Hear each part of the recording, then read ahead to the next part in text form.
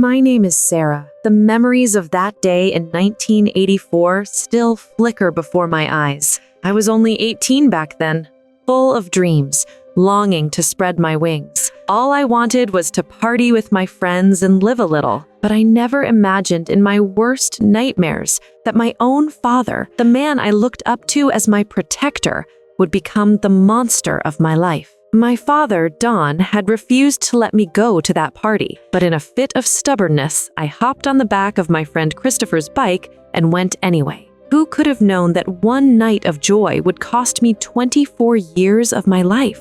When I returned the next morning, my father was furious. A few days later, he calmly said to me, "Sarah, I need some help moving some heavy things into the basement." Trusting him completely, I followed him down. In a corner of the basement, there was a secret door I had never seen before. My father stepped inside and I followed. And then, that sound, the heavy thud of a metal door slamming shut. I screamed. I thrashed against the door until my hands bled, but it was useless.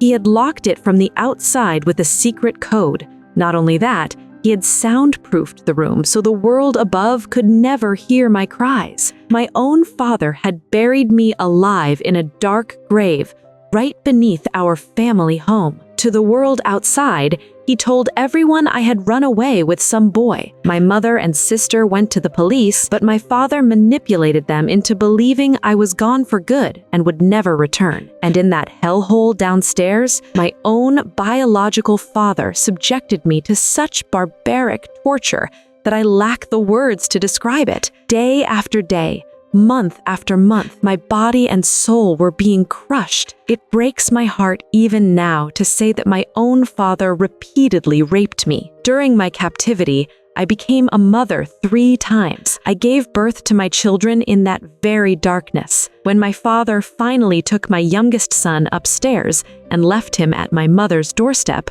I truly believed she would read the note I had hidden. I had written, "Mom, Dad has me trapped in the basement, save me." But by a cruel twist of fate, the note fell into my father's hands before she could see it. As a result, the nightmare only grew more terrifying. For 24 long years, I never saw the sun. My children were growing up in that suffocating gloom. When my eldest daughter fell gravely ill, I begged and pleaded with him. Finally, he agreed to take her to the hospital. I knew this was my last and only chance. At the hospital, I could barely compose myself. Through desperation and strategy, I managed to reach a doctor. My tears and the trembling in my voice told the story of what I had endured. When the police finally arrested him, I stepped outside and took my first breath of fresh air in a quarter century. Today, I am free. Christopher is by my side, and so is my mother. But the darkness of that basement still haunts my shadow. People say a father is a shield,